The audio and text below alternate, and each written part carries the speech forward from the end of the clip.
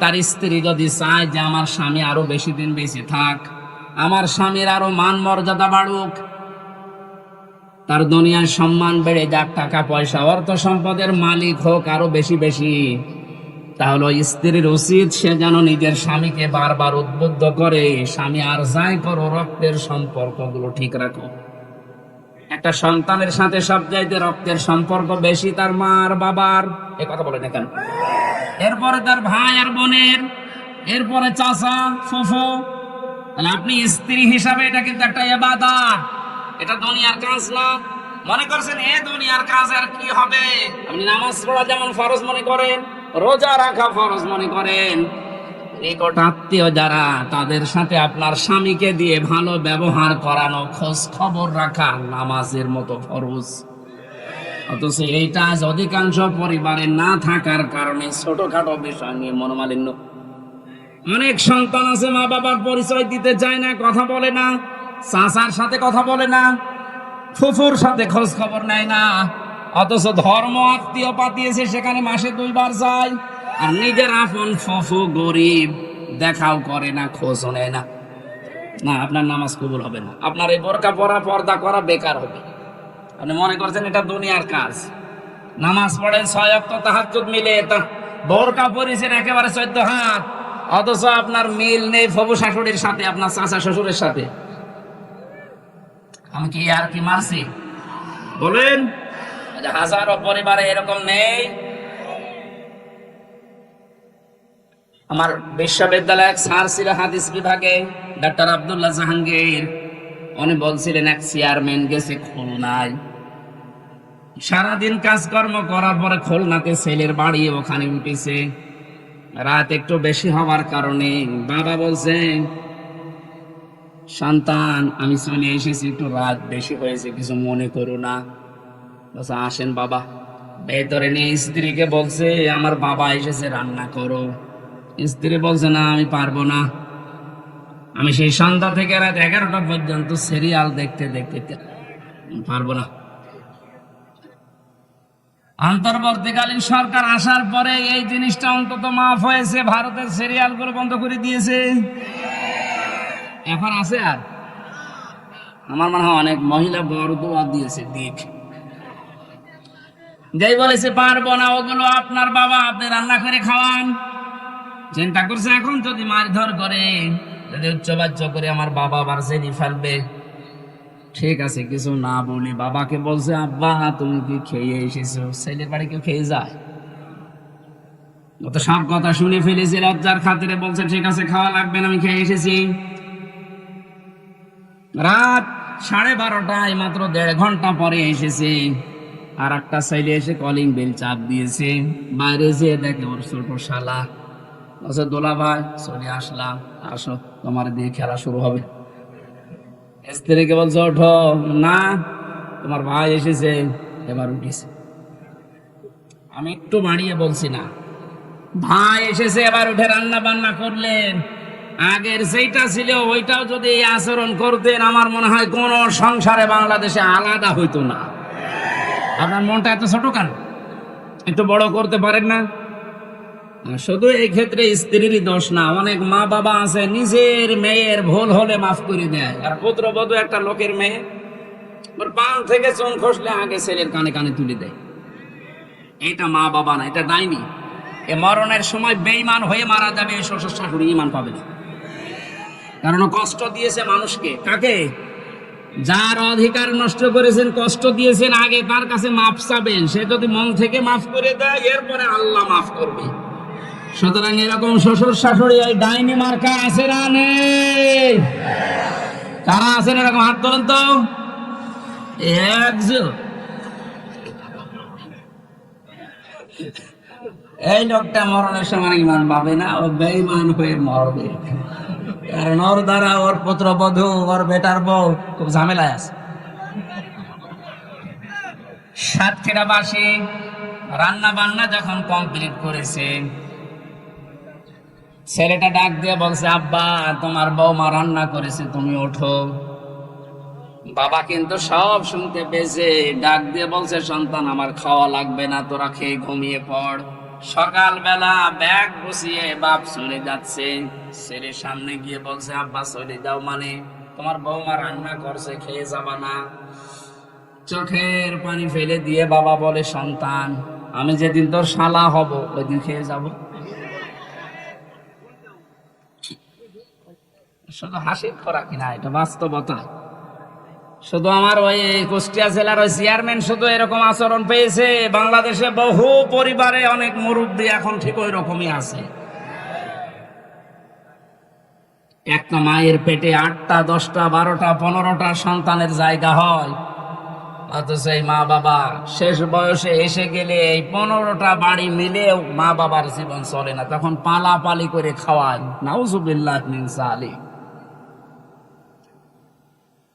আমার মনে হয় মুরব্বী হয়ে গেলে এদেরকে নিয়ে এই 15টা সন্তান 5টা সন্তান এরা কাড়াকাড়ি করবে, কারণ এদের পেছনে যা খরচ করবেন সবগুলো সাদগা দেওয়ার মতো সওয়াব হবে। আর আমরা যারা সন্তান আছি আমরা চাইও এটা, কিন্তু আমরা পারি না অধিকাংশ পরিবারে বোর কারণে। এইটা একটু বেশি বলে ফেললাম। যারা পারেন না বোর কারণে হাত তোলেন তো ভাই, সত্যি কথা বলেন, হাত তোলেন। একজন ওয়াজ করা আমার ঠিক হলো না। একটা মানুষের তাহলে এই সমস্যা, বাকি গুলো সবই আপনারা জান্নাতে আছেন আলহামদুলিল্লাহ। ওয়াজ আর পরে করবো কি? ইব্রাহিম আলাইহিস সালাম পড়েছিলেন, বাবার বাধা পেয়েছিলেন ঘর থেকে, এরপরেও তিনি বাধাকে উপেক্ষা করে আল্লাহকে খুঁজে বের করেছিলেন, আগুনে পর্যন্ত পড়েছিলেন, এরপরও পিছপা হননি। এরকম ইব্রাহিম নবীর সন্তানদের জীবনের সামনে পদে পদে পরীক্ষা আসতে পারে, ঘর থেকে, বাবার কাছ থেকে, মায়ের কাছ থেকে, স্ত্রীর কাছ থেকেও বাধা আসতে পারে। দিনের উপরে চলতে গিয়ে পিছপা হওয়া যাবে? এই পয়েন্টটা আমার নিজের দিকে তাকিয়ে বলছি, আমিও যেন পিছপা না হই। দুনিয়া একদিকে যাক, ইসলাম থাকবে আমার সামনে ইনশাআল্লাহ। দিন কায়েম করা এটা আমার জীবনের মূল লক্ষ্য এবং আসল কাজ। এটারে কাফেরকে কাফের বলা লাগবে, এটা আমার ইমানের দাবি। আমি না তো ইমানই থাকবে না। এই কথা বলতে গেলে যদি এখন রাম বা আমার এই সালেমদের দোসররা উল্টা করে ওই কাফেরদেরকে বোঝায় যে এই দেখো এ তোমাদের দেখতে পারে না, এর নামে মামলা দাও, এটা কথা হলো? মামলার আসামি তো 1 নম্বর হওয়া দরকার আল্লাহ। ও ফতোয়া দিয়েছে তো আল্লাহ, আর ওটা অ্যাডভার্টাইজ করেছে প্রথমে নবীজি, তাহলে 2 নম্বর আসামি। ওনাদের কোনো আসামির তালিকায় নেই, যত নাম সব আমাদের। আমরা সেফে রেখে আমি আপনার মতো জালেম হব? এই জন্যই তো সেফে রাখা যায় না। এই যে পয়েন্ট আকার যে কথাগুলো বললাম, আপনি একটা কথা খণ্ডন করেন তো। আল্লাহ বরং আমি নির্বাচিত করে নির্বাচনের মাধ্যমে লক্ষ কোটি কোটি উম্মতের ভেতরে তোমাদেরকে আমি আল্লাহ নির্বাচিত করেছি। এই শব্দের ব্যাখ্যা যদি মনে হয় যে না নির্বাচন নির্বাচিত এই শব্দগুলো বাংলায় মনে আছে কোরআনে, আপনি সূরা হজের 78 নম্বর আয়াতে যান। ওটা আরবিতে বললে আপনি বসেন না, বললে বাংলা বললাম। এই শব্দকে যারা আজ গোপন করার জন্য রাতের নির্বাচন দিনে করে ফেলেছে, নাকি উল্টে গেছে? দিনের নির্বাচন রাত্রে করেছে। আপনি তো নির্বাচিত না, এই জন্য তো আপনাকে মানুষ দেখতে পারে না। সবগুলো এমনকি একেবারে আসল জায়গা থেকে মেম্বার পর্যন্ত এখন আর নেই, সব শেষ না, কারণ এরা নির্বাচিত না। আর এই কারণেই এই 17 বছরে সাতক্ষীরার ময়দানে কোরআনের কথাগুলো আলেমদেরকে মুখ খুলে বলতে দেয়নি। সাতক্ষীরায় বহুবার এসেছি কিন্তু উঠতে দেয়। আজকে আসেন তো, এই যে পাশে কোন থানা যেন, শ্যামনগর না, ওখানে গাবোরা নামে এক ইউনিয়ন আছে, গাবোরা, ওই জায়গায় এসেছিলাম। লেলি না, আল্লাহর ওলি আমার কথা বলতে দেয়নি। এখন শুনলাম পালিয়েছে। আপনি আজকে আসেন, এই যে এই জায়গায় আসেন, বলেন যে কথা বলতে দেবো না, দেখেন আপনার খেলা হবে। কোরআনে কারীম পারমিশন দেবে যে আপনি কথা বলতে পারেন কিনা। যদি কোরআন বলে যে না আপনার কথা বলার যোগ্যতা নেই, আপনি কথা বলবেন না, চুপ করে থাকবেন। সেই আয়াতে আজকে পড়েছি সূরা বাকারার 124 নম্বর আয়াত। কথা কারা বলবে, সামনে কারা থাকবে, এই কথাগুলো আল্লাহ আমাদের কাছে জানাবে। আপনি জেনে তারপরে বাড়ি যাবেন। ইত্তাকি দাওয়াতাল মাজলুম ফাইন্নাহা লাইসা বাইনাহু ওয়া বাইনাল্লাহি হিজাব। মুসলিম শরীফের হাদিস। আল্লাহর নবী বলেন, তোমরা বেঁচে থাকবা, ভয় করবা, সতর্ক থাকবা মজলুমের বরদোয়া থেকে। কারণ মজলুমের বরদোয়া আর আল্লাহর ভেতরে কোনো পর্দা থাকে না। এই জালেমের বিদায়ের জন্য আমার মনে হয় মজলুমের বরদোয়া সবচাইতে বেশি কার্যকারী ভূমিকা পালন করেছে। ছাত্র জনতা এবং সাধারণ যারা জীবন তো দিয়েছে, তাদের জীবনের উপরে, শাহাদতের উপরে এবং মজলুমের বরদোয়ার উপরে আল্লাহ কবুল করে আমাদেরকে স্বাধীন একটা দেশ এখন দিয়েছেন। এখনো আমরা স্বাধীন না, ষড়যন্ত্র এখনো চলছে। কথা বলেন না কেন?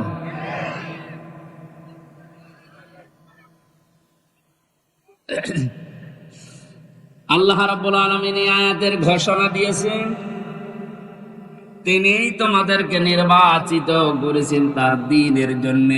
আর দ্বীনের উপরে চলতে গিয়ে, দ্বীনের কথা বলতে গিয়ে যে বাধা বিপত্তি গুলো আসবে, আল্লাহ নিজে ওইগুলো তার পক্ষ থেকে দূর করে দিয়েছেন।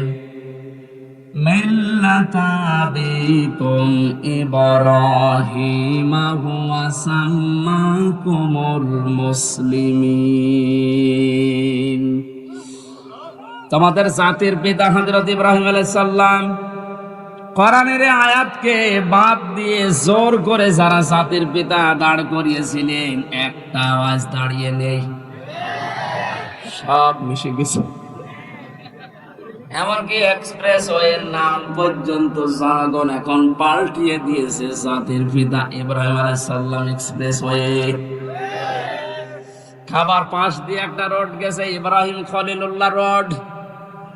বাংলাদেশের বহু ব্রিজের নাম, বহু সেতুর নাম, বহু রোডের নাম এখন আমাদের যিনি আসল জাতির পিতা তার নামে নামকরণ অলরেডি হয়ে গেছে। এই জন্য কোরআনের উপরে মাস্তানি করে কিছু চাপিয়ে দিতে যাবেন না, ওটা টিকবে না। আর কথা বলেন না তো। কোরআনের সূরা হজের ভেতরে আল্লাহ মূর্তির বিরুদ্ধে কথা বলেছিলেন, মিথ্যা কথা থেকে বেঁচে থাকবা আর মূর্তি পূজা থেকে বেঁচে থাকবা।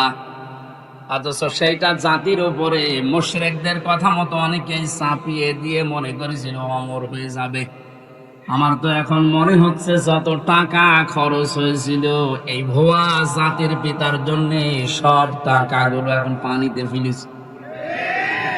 এগুলো যদি মানুষের জন্য খরচ করতেন, এই মানুষগুলোই এই লোকটার জন্য হয়তো দোয়া করলে আল্লাহ কবুল করলেও করতো।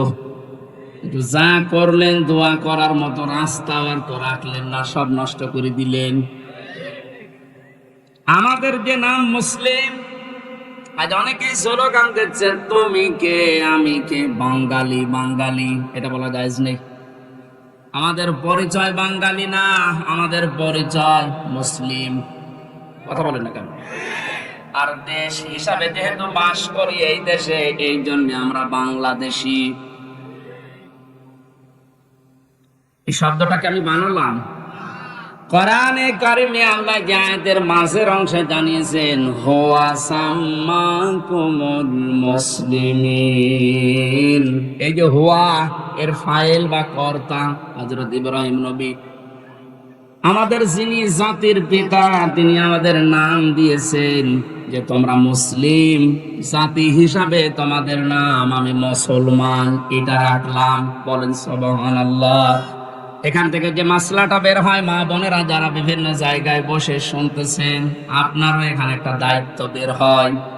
মার বাবা হিসাবে দায়িত্ব হচ্ছে, সন্তান হওয়ার পরে মা বাবার প্রথম দায়িত্ব হচ্ছে তার একটা অর্থবোধক ইসলামী সুন্দর নাম রাখা।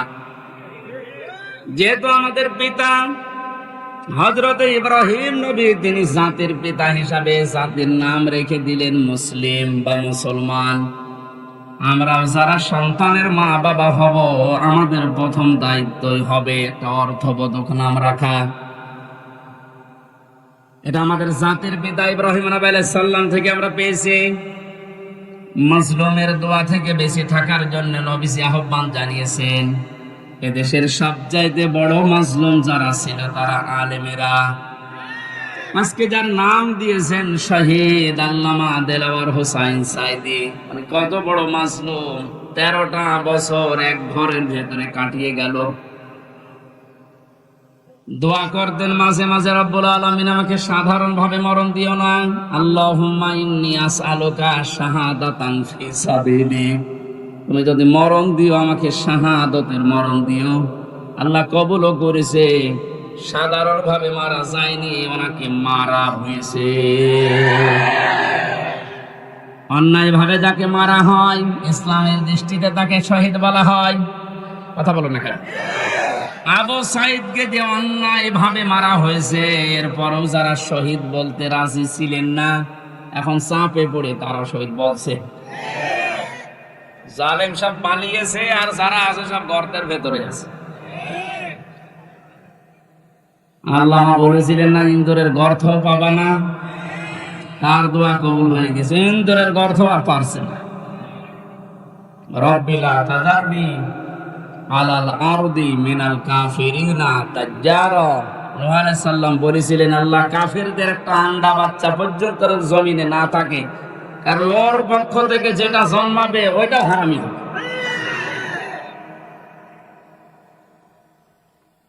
এ বড় মাজলুমের দোয়া কবুল হয়ে একবারে গিয়ে দিল্লি পড়েছে। আমার ভাইরা,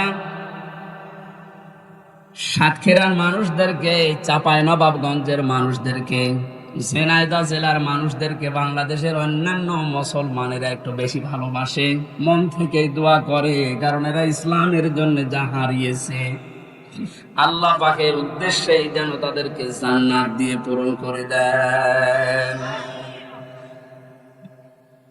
যে আল্লাহ আমাদেরকে কোরআনে কারিমের কিছু কথা শোনার জন্য, আমাদের জাতির পিতা ইব্রাহিম আলাইহিস সালামের জীবনী থেকে হক কথা শোনার জন্য ময়দানে নিয়ে আসলেন। দিনের বেলায় আমাদের কাজ ছিল, সব কাজ বাদ দিয়ে কোরআনের এই ময়দানে যিনি নিয়ে এসেছে, বলেন আলহামদুলিল্লাহ। দরুদ আর সালাম পড়ছি আমাদের নবী মুহাম্মদ রাসূলুল্লাহ সাল্লাল্লাহু আলাইহি ওয়াসাল্লামের প্রতি। আমরা তেলাওয়াত করেছি সূরা বাকারার 124 নম্বর আয়াত। তাফসীর আকারে কথা বলবো, যে দোয়া হবে শহীদদের আত্মার মাগফিরাত কামনা। শহীদদের মাগফিরাত কামনা করার দরকার নেই, কারণ আল্লাহ তাদেরকে নিজে খাওয়াচ্ছে। ওয়ালা তাহসাবান্নাল্লাযীনা কুতিলু ফি সাবিলিল্লাহি আমওয়াতা বাল আহইয়াউন ইনদা রাব্বিহিম ইরযাকুন। সূরা আলে ইমরানের 169 নম্বর আয়াত। আল্লাহ পাক জানিয়েছেন, হে পৃথিবীর মানুষেরা, আমি আল্লাহ যাদেরকে শাহাদাতের মর্যাদা দিয়েছি এদেরকে মৃত ভাববা না, বলবা না তো বলবাই না। ওয়ালা তাকুলু লিমা ইউকতালু ফি সাবিলিল্লাহি আমওয়াত। এই আয়াত দ্বারা আল্লাহ মুখের উপরে নোটিশ দিয়েছেন, শহীদদেরকে মরে গেছে কথা বলবা না। আর এই সূরা আলে ইমরান দিয়ে আল্লাহ জানিয়েছেন যে মনে মনে ধারণাও করবা না যে শহীদরা মারা গেছে, কারণ জীবন পর্যন্ত যে লোকটা জালেমের সামনে দিয়ে দিতে পারে, একে মারা গেছে মনে মনে বলাও গুনার কাজ। এই জন্য আল্লাহ ওয়ালা তাহসাবান্নাল্লাযীনা দিয়েছে, মনে মনে ধারণাও করবা না। খুব দামি শব্দ এটা, যার তার নামের আগে শহীদ লাগিয়ে দিলেই হবে। সুতরাং মানুষগুলোকে আমরা ধারণা যেন না করে যে ওরা এমনি এমনি মারা গেছে। ওরা তো জীবিত, ওরা আমাদের চাইতে উত্তম খাবার আল্লাহর জান্নাতের ভেতরে খাচ্ছে।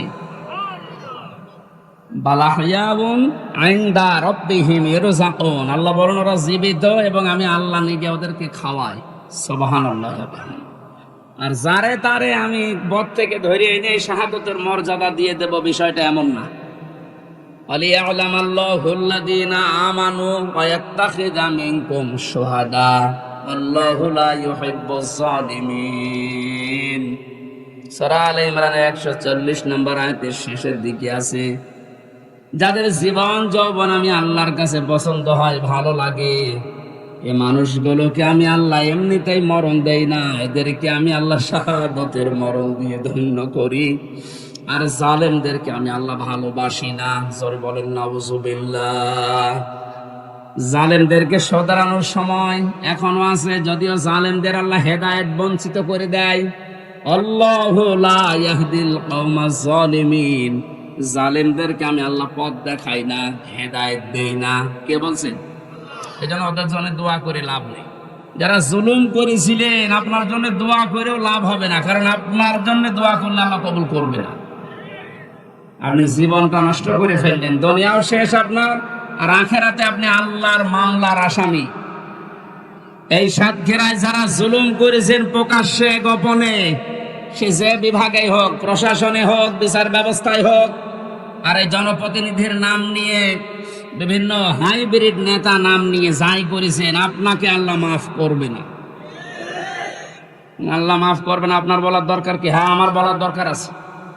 কোরআনে কারীম আমাকে বলছে ইন্নামাস সাবিলু আলাল্লাযিনা ইয়াজলিমুনান নাস, সূরা শূরা 25 নম্বর পারা 6 নম্বর পৃষ্ঠা 13 নম্বর লাইনের 42 নম্বর আয়াতের প্রথম অংশে আছে। আল্লাহ বলেন, হে নবী আপনি বলেন যে জালেমদের বিরুদ্ধে আমি আল্লাহ মামলা দেব। কে? সুতরাং এই দেশে যারা জালেম ছিল এরা আমার হামজার মামলার আসামি না, আমি তো মামলা করব।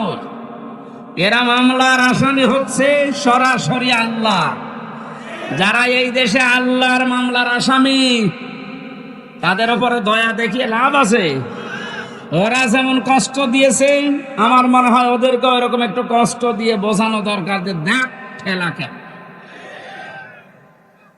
আলেমদের গায়ে হাত দিয়ে শুধু না, পায়ে ডান্ডা বেড়ি দিয়ে, হাতে হ্যান্ডকাপ লাগিয়ে, যেটা লাগালে হাত কেটে যায়, মাজায় দড়ি দিয়ে, কালো কাপড় দিয়ে চোখ বেঁধে, গরুর মতো ছাগলের মতো টানতে টানতে নিয়ে যেতেন আদালতে।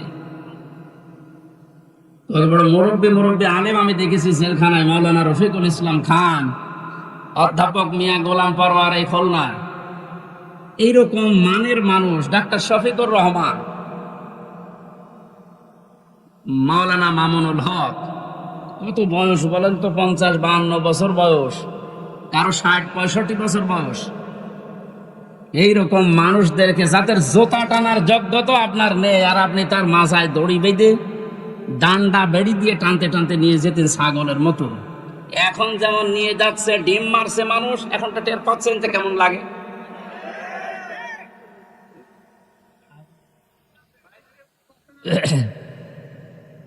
এখন যে শয়তানগুলো রিমান্ডে আছে, কয়েকদিনের পত্রিকা এবং এই যে ভিডিও আসতেছে, রিমান্ডে এখন তো আমাদের মতো কষ্ট এদের দিচ্ছে না, আদালত নাকি বলে দিয়েছে ওইসব দরকার নেই, খালি এমনি জিজ্ঞাসা করবে। শুধু জিজ্ঞাসা করছে তাই নাকি কাঁদছে। আর কিছু শয়তান আছে, কিছু কথা বলেন শুধু হাসতেছে, মানে পাগলের ভয় ধরেছে। রিমান্ডে আমাদের যেভাবে এই হাতের নখ বলছে যে এইগুলো দিয়ে আমরা নখ তুলি, আমার মনে হয় ওদেরকে যদি নখ নাও তোলেন, শুধু দেখান যে এইটাই করি, ওই এমনি মরে যাবে। আমার এই কাছের ঘরের ভেতরে মাটির নিচে যখন ওই যন্ত্রপাতি গুলো বের করে বলছিল যে এই দেখেন এইগুলো দিয়ে আমরা নখ তুলি, বলেন তো সব ওরা আর আমি একা, পৃথিবীর কেউ জানে না, সব থেকে বিচ্ছিন্ন। কেমন লাগে ওই সময়? আর আপনাদের তো তাও আদালত বলেছে না কিছু বলবেন না, শুধু জিজ্ঞাসা করবেন। জিজ্ঞাসা করলে আপনি কাঁদতেছেন।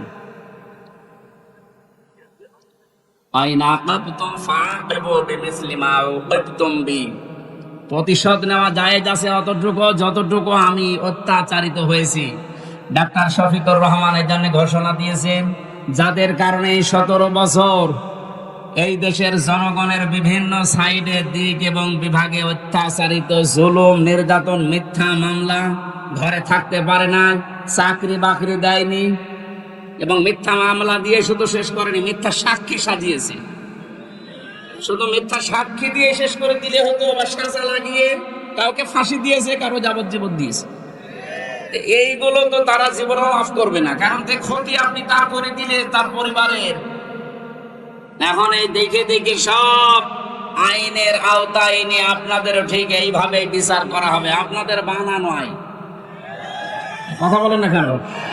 সে আইন বানিয়ে রেখে গিয়েছিলেন, এখন আপনি মরবেন ঠিক ওই আইনে। আয়না ঘর আপনি বানিয়েছেন। আয়না মানে চারিদিকে আয়না দেওয়া না, কোনো আয়না নেই। ওই জায়গায় এখন আপনাকে 10 দিন রাখি, আপনি দেখেন যে মানবতার সাথে কি ঠাট্টা আপনি করেছিলেন।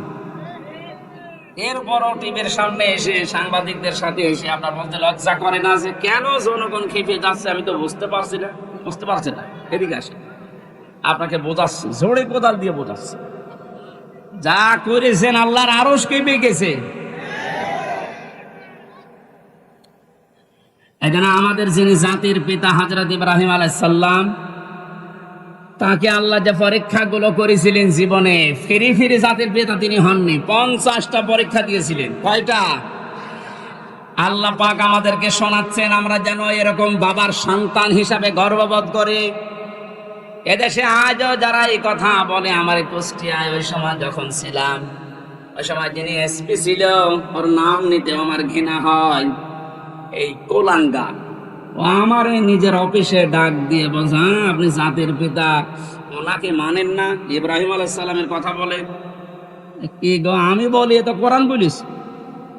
না, ওইটা বলা যাবে না। এই দেশ স্বাধীন করার জন্য জাতির পিতা যা করেছে ওনাকে ভোলা যাবে না। ভোলার দরকার নেই, ওনার কর্মকাণ্ড তুলে ধরে।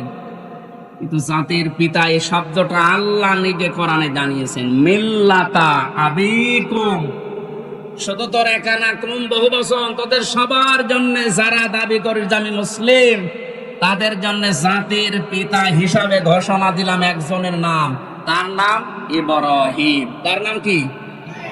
তিনি কি এমনি এমনি হয়েছিলেন? এবার আসেন আল্লাহ কি জানাচ্ছেন, ওয়া ইয বাতালা ইব্রাহিম রাব্বুহু বিকালিমাতিন ফাআতাম্মাহুন্না।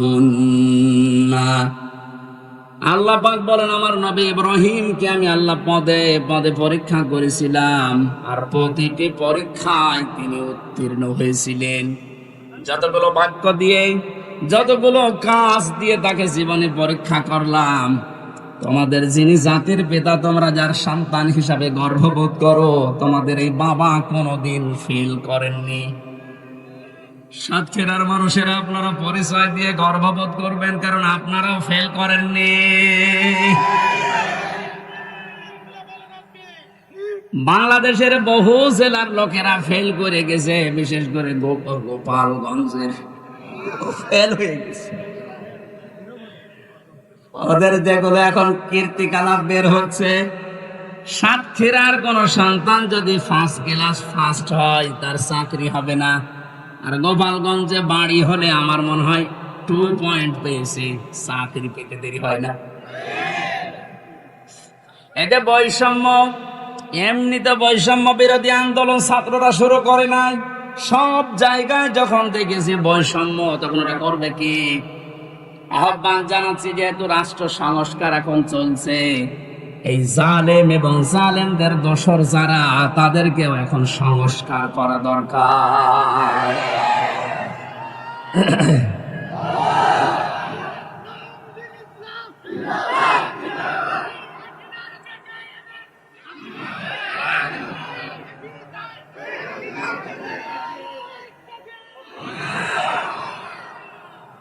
সাতক্ষীরাবাসী 50টা পরীক্ষার ভেতরে আমি পেয়েছি ঈমান সম্পর্কে পড়া। কোরআনে আল্লাহ জানিয়েছেন, তোমাদের পিতাকে 10টা পরীক্ষা করেছিলাম।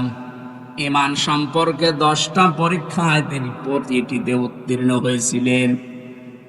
তিনি সর্বপ্রথম ঈমান আনার জন্য খুঁজছিলেন যে কাকে বিশ্বাস করা যায়, কাকে বিশ্বাস করা যায়। আকাশের তারকা দেখার পরে মনে করলেন, এইটাই আমার খোদা, এইটাই আমার রব। যখন এটা মিটে যায়, লিভে যায়, দূর হয়ে যায়, তখন তিনি বলেছিলেন, না, যেটা দূর হয়ে যায়, ডুবে যায়, এটা অস্তমিত হয়ে যায়, ওইটা আমার মালিক হতে পারে না। তিনি খোঁজ করলেন। রাতের বেলা চাঁদ দেখলেন, মনে করলেন এটা আর একটু বড় আছে, এটা আমার আসল রব।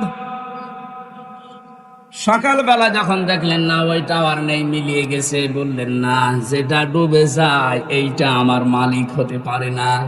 কোরআনে কারিমে আল্লাহ সূরা আনআমের ভেতরে এগুলো আমাদেরকে শোনাচ্ছেন শিক্ষা নেওয়ার জন্য। এখানে একটা শিক্ষা বের হবে, ভালো করে তাকা। 2 নম্বরে, সকালবেলা যখন সূর্য দিগন্তে দেখলেন যে পূর্ব দিগন্তে সূর্য উঠেছে, আস্তে আস্তে যখন বড় হতে লাগে, তখন রোদ যখন হয় তখন বললেন এইটা আমার রব হবে, এইটাই আমার খোদা হবে। সন্ধ্যাবেলা যখন ওইটা পশ্চিম আকাশে মিলিয়ে যায়, বললেন না, যেটা অস্তমিত হয় ডুবে যায় ওইটা আমার মালিক হতে পারে না। জাতিকে তিনি জানালেন, ইন্নী ওয়াজ্জাহতু ওয়াজহিয়া লিল্লাযী ফাতারাস সামাওয়াতি ওয়াল আরদা হানিফাও ওয়া মা আনা মিনাল মুশরিকিন। সূরা নামের ৭৯ নম্বর আয়াত। হযরতে ইব্রাহিম নবী জাতিকে ডাক দিয়ে বললেন, হে আমার জাতির লোকেরা, এতদিন পর্যন্ত যাদেরকে খোঁজ করে পেয়েছিলাম একটাও স্থায়ী না, সব অস্থায়ী, সব অস্তমিত হয়ে গেছে, ডুবে গেছে।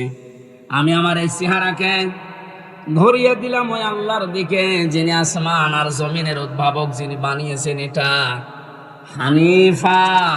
আমি একনিষ্ঠ ভাবে ঘুরলাম আল্লাহর দিকে। আমান আমিনাল মুশরিকিন, আর আমি মুশরিকদের অন্তর্ভুক্ত না। আমাদের জাতির পিতা তিনি শিরিক থেকে মুক্ত হয়ে ঘোষণা দিলেন যে আমি মুশরিক না, অথচ এই দেশে কত অবৈধ সন্তানেরা বিভিন্ন মুশরিকদেরকে খুশি করার জন্য জাতিকে প্রকাশ্য শিরিক করিয়েছে, মুশরিক বানিয়েছে। বিভিন্ন স্কুল কলেজে আমি দেখেছি, ভিডিও দেখেছিলাম, একটা মূর্তি সামনে নিয়ে, ছবি সামনে নিয়ে ছেলেমেয়েরা যে মাথা নিচু করে সম্মান জানাচ্ছে, অথচ আল্লাহর নবী জানিয়েছেন লা ইয়াদখুলুল জান্নাতা লা তাদখুলুল মালাইকা বাইতান ফিহি কালবুন আও তাসবির। ওই ঘরের ভেতরে রহমতের ফেরেশতা প্রবেশ করে না যেখানে মানুষের ফটো থাকে আর কুকুর থাকে। অথচ প্রত্যেকটা অফিস, আদালত, বাড়ি, দোকানঘাট, সব জায়গায় এই শিরকটা চালু করার জন্য উঠে পড়ে লেগেছিল। আল্লাহ এমন ভাবে বিদায় দিয়েছে জিল্লতির সাথে। আজকে আসার সময় দেখলাম বাবার মুখ দেখা যাচ্ছে না। আমাদের পিতা যদি শিরিক থেকে মুক্ত হওয়ার জন্য ঘোষণা দিতে পারে, ও সাতক্ষীরাবাসী জীবনে আজকে ঘোষণা দেবেন, আর যাই করি আমি শিরিক করব না। জীবন চলে যাক, নবীজি জানিয়েছেন আমার উম্মতেরা, তোমাকে যদি জবাই করা হয়, আগুনের ভেতরে পুড়িয়ে ফেলা হয়, এরপরও কোনোদিন শিরিক করবা না। কি এখানে কি সাপ? সাপ ধরে এই যে এখানে ফেলে দেন, সাহস আছে স্যার, তারা ধরতে পারে। ও ধোড়া সাপ আর কি, ওর রওশনের সাপের মতো, আর জীবন যৌবন সব শেষ। সাহস যার আছে তারে বলেন যে মাথা চেপে ধরে এদিকে ফেলে দেন। কি হলো, আপনি কি ওটা হাতে করে বসে আছেন? আছেন মেরে ফেলেছেন? মেরে ফেলা ঠিক হয়নি। আমার ভাইরা, ইব্রাহিম আলাইহিস সালাম তিনি অনুসন্ধান করে খোঁজ করে পেয়েছিলেন কাকে? বলেন না কেন? আর আমাদেরকে এ জাতির আলেমরা, নবীর ওয়ারিসরা চোখে আঙ্গুল দিয়ে দেখায়, এরপরও আমরা সত্যকে সত্য জানার পরও মানতে চাই না।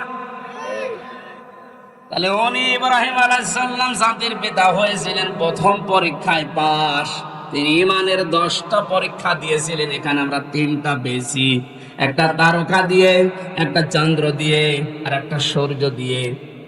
রব্বুল আলামিন বলেন তাকে আমল সম্পর্কে আমি পরীক্ষা করেছিলাম 30টা। প্রতিটি আমলে হযরত ইব্রাহিম আলাইহিস সালাম তিনি পাস করেছিলেন। জোরে বলেন সুবহানাল্লাহ। হযরত ইব্রাহিম আলাইহিস সালাম যে 30টা পরীক্ষা দিলেন আমলের, এটা সূরা তাওবার ভেতরে পেয়েছি 112 নম্বর আয়াতে 10টা, সূরা মুমিনুনের 1 থেকে 10 নম্বর আয়াত পর্যন্ত 10টা, সূরা আহজাবের 35 নম্বর আয়াতে 10টা। এখন তাফসীর আকারে যদি এক একটা পয়েন্টের উপরে বলতে যাই অন্তত 3 দিন সময় লাগবে। এজন্য সামারাইজ করে বলছি, আমরা যদি হযরত ইব্রাহিম নবীর মতো আমলেও পাস করতে চাই, সূরা তাওবা, সূরা মুমিনুন, সূরা আহজাবের যে আয়াত নাম্বার বললাম, এইগুলো অবশ্যই আপনাকে জীবনে মিলিয়ে দেখাতে হবে। আল্লাহ আমাদেরকে প্রতিটা বিষয় আমাদের প্র্যাকটিক্যাল লাইফে মেলানোর তৌফিক দিন, কারণ আমরা যোগ্য বাবার যোগ্য সন্তান হতে চাই। এমন সন্তান আপনি রেখে গেলেন, সন্তানের কারণে আজ হাজারো মানুষ ধিক্কার দিচ্ছে, গালিগালাজ করছে। প্রফেসর ডক্টর মোহাম্মদ ইউনূসকে জিজ্ঞাসা করেছে যে উনি তো চলে গেল পালিয়ে, এখন ওনার বাবার যে মানুষ ভেঙে ফেলছে, কি করেন, কি বলেন আপনি? উনি জবাব দিয়েছে, আপনি জিজ্ঞাসা করেন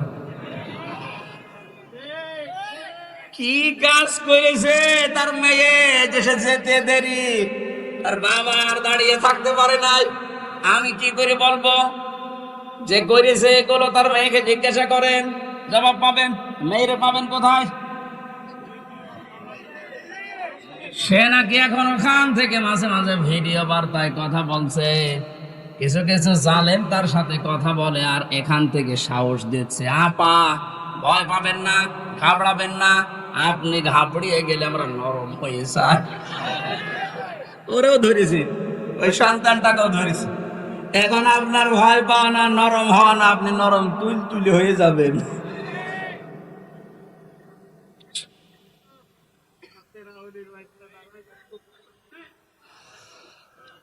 এরপরে পেয়েছি ফিতরাত বা স্বভাব সম্পর্কে তিনি 10টা পরীক্ষা করেছিলেন। এটা মারেফুল কোরআন, তাফসিরে হাক্কানি, এগুলোতে পাবেন। আমি একটা একটা করে এবার তাফসির আকারে পয়েন্ট আকারে বের করছি। হযরত ইব্রাহিম আলাইহিস সালামকে তিনি পরীক্ষা করেছিলেন, এটা আম্বিয়ার ভেতরে আছে 51 থেকে 59 নম্বর আয়াত পর্যন্ত। জীবন চলে যাক, আপনি মারা যান, আর যাই হোক না কেন, জীবনে যেন কোনোদিন শিরিক করবেন না। মা বোনদের ভেতরে এটা অনেক বেশি। আল্লাহ যেটা পারে ওইটা অন্য কেউ পারে, এই কথা বিশ্বাস করার নাম হচ্ছে শিরিক। এক কথায় উত্তর দিয়ে দিলাম, আল্লাহ যেটা পারে ওইটা অন্য কেউ পারে, এই কথা বিশ্বাস করার নাম কি? আপনারা আমল, নামাজ, রোজা একটু কম হোক, আল্লাহ মাফ করবে, কিন্তু শিরিক করলে কোনো মাফ নেই। কথা বুঝতেছেন? আপনারা 5 ওয়াক্তের জায়গায় 15 ওয়াক্ত নামাজ পড়া লাগবে না, সারা দিন আপনারা সারা রাত রোজা রেখে কাটানো লাগবে না, এরকম না। আপনি আমল একটু কম হোক, কিন্তু শিরিক যেন না হয়। এই জন্য উনি ঘোষণাই দিয়েছিলেন, ওমা আনা মিনাল মুশরিকিন, আমি মুশরিক না, আর যাই হোক আমি কি না। আর এমন একটা জায়গায় আমরা পৌঁছিয়ে যাচ্ছিলাম যে আমরা বলতে বাধ্য হচ্ছিলাম যে আমি দাদা। কথা বলেন না কেন? কি একটা মারাত্মক অপরাধ থেকে আল্লাহ আমাদেরকে বাঁচিয়ে দিয়েছেন। কিয়ামতের ময়দানে সবচাইতে বড় কঠোর আযাব দেবেন আল্লাহ মুশরিকদেরকে। আকাদিবনা ইলা মা আমিলু মিন আমালিন ফাজআলনাহু হাবাআম মানসুরা। সূরা ফুরকানের ভেতরে আছে, আল্লাহ বলেন কিয়ামতে যখন আমলনামার সামনে আসবে, যদি শিরিক কিছু পাই, ওটা ধুলি কণার মতো মুখের উপরে নিক্ষেপ করে বলবো তোর কোনো বিচার নেই। জোরে বলেন নাউজুবিল্লাহ। সাতক্ষীরাবাসী আমি জানি, এই সমস্ত জেলাতে ইসলামী আন্দোলন একামতে দিনের সৈনিকরা, মা বোনেরা বেশি। আপনাদের আর যাই হোক শিরিক করবেন না, আপনাদের যতটুকু আছে আল্লাহ জান্নাত দেবে আমি আশা করি, কিন্তু শিরিক থাকলে সমস্যা। কিয়ামতে আল্লাহ একটা প্রাচীর বানিয়ে রাখবেন আরাফ, ওখানে কিছু মানুষকে নারী পুরুষ দাঁড়িয়ে থাকবে, এই জান্নাতেও যাবে না, জাহান্নামেও যাবে না। সাহাবী প্রশ্ন করলেন, হে নবী ওরা জান্নাতে যাবে না কেন?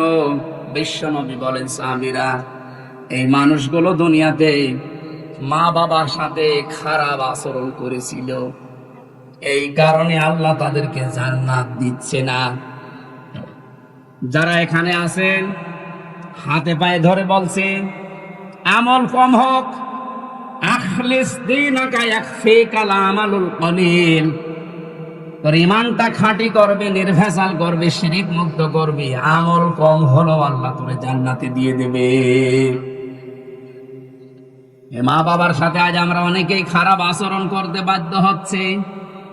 এর পেছনে যারা কল কাটি নাড়ায়, তারা অধিকাংশ পরিবারে খোঁজ খবর নিয়ে দেখলে দেখা যায় তার স্ত্রী দায়ী।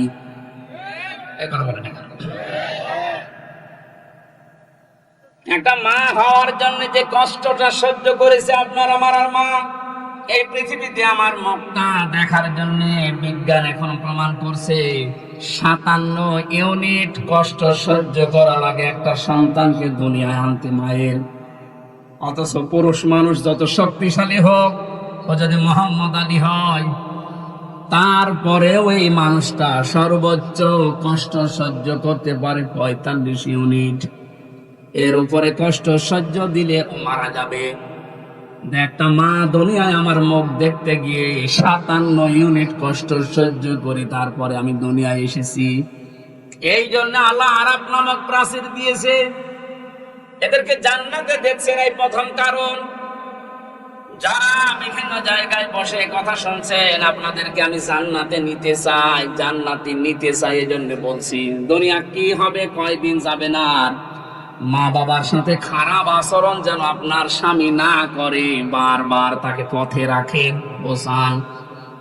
এমনকি তার নিকট আত্মীয় স্বজন যারা আছে, তার বোন আছে, তার ভাই আছে, তার চাচা আছে, ফুফু আছে, এগুলোর সাথে যেন সুন্দর আচরণ করে, তাদের হক আদায় করে, সামর্থ্য অনুযায়ী তাদের দেখাশোনা করে, টাকা পয়সা তাদের উপরে খরচ করে। এটা আপনি উদ্বুদ্ধ করেন।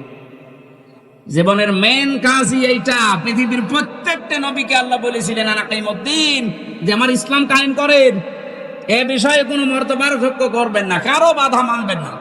সুতরাং আমরা যেহেতু এই যে পৃথিবীতে দিনের খাদেম, কামলা, লেবার, যতদিন পর্যন্ত জীবনের শেষ দিন না আসে, বেতন হিসাবে জান্নাত পেয়েছি এ ঘোষণা না পাই, ততদিন পর্যন্ত আমাদের কোনো থামাথামি নেই। নামাজ যেমন ফরজ মনে করে পড়ি, রোজা যেমন ফরজ মনে করে রাখি, দিন কায়েম করব, আন্দোলন করব, এইটাও ফরজ মনে করি। আল্লাহ আমাদেরকে ওই রকম ইমান তুমি ইব্রাহিম নবীর মতো দান করো। সমাজের বাধা পেয়েছিলেন, রাষ্ট্রের বাধা পেয়েছিলেন, বনবাসে পর্যন্ত গিয়েছিলেন। আমি তাফসিরে ফিরে 22-23টা তাফসির থেকে নোট করেছি, সবগুলো বলতে গেলে সময় পাচ্ছি না। হিজরতের পরীক্ষা দিয়েছিলেন, জবাই করেছিলেন সন্তানকে, প্রত্যেকটার শেষে কোরআনের আয়াত সেট করেছি। এরপরে কাবা নির্মাণ করে পরীক্ষা দিয়েছিলেন আল্লাহকে। হজের 26 নম্বর আয়াতে আছে। ফিতরাত সম্পর্কে তিনি পরীক্ষা দিয়েছিলেন 10টা, এই মাথার ভেতরে 5টা। নাকে পানি দেওয়া এই কাজটা ছিল না, এই জন্য আল্লাহ করোনা দিয়েছিলেন। বহু বিমানবন্দরে আমি দেখেছিলাম, অমুসলিম বিমানবন্দরে যে সমস্ত দেশে, ওরা পানির ব্যবহার করতো না, টিস্যু, শুধু টিস্যু দিত, এমনকি টয়লেট করার পরও টিস্যু। আল্লাহ এমন সিস্টেম করে দিয়েছে, নাকে পানি দিবি না, প্রতিদিন নাকে পানি অন্তত 5 বার করে দে। করোনা নামে যে রোগ, এটা আস্তে আস্তে দূর হয়ে যাবে। এটা আল্লাহ দিয়েছিলেন মনে হয় এই ইব্রাহিম নবীর এই ফিতরাতের প্রথম যে কাজটা ছিল নাকে পানি দেওয়া। কত রকমের জার দিনের ভেতরে আপনার নাক দিয়ে যায়, যত পরিষ্কার থাকবে তত রোগ থেকে আল্লাহ আপনাকে বাঁচাবে। এটা বিজ্ঞানসম্মত। 2 নম্বরে প্রতিদিন অন্তত কারণে অকারণে কুলি করবে। মুখের ভেতরে যে সমস্ত জার্মগুলো আছে, কুলি করার দ্বারা আল্লাহ দূর করে দেয়। আমাদের জাতির পিতা ইব্রাহিম থেকে এগুলো পাওয়া। 3 নম্বরে তিনি মেসাক করতেন। হয় মেসাক করবেন কোনো ডাল, কাঁচা ডাল দিয়ে, তাহলে দাঁত ভালো থাকবে। যদি এরকম ব্যবস্থা না হয়, ব্রাশ ব্যবহার করতে পারেন। 4 নম্বরে তিনি গোপ দাড়ি কাটতেন, কিন্তু মুষ্টির উপরে। প্রত্যেকটি নবীর দাড়ি ছিল 1 মুষ্টির নিচে। এরপরে ওনারা দাড়ি কাটা জায়েজ আছে, কিন্তু এর উপরে দাড়ি কাটা জায়েজ নেই। মস্কে বড় রাখা যাবে না, যদি ছোট ছোট করে রাখতে পারেন জায়েজ আছে। একেবারে রবীন্দ্রনাথ ঠাকুরের মতো রাখলে দই খেতে পারবেন না।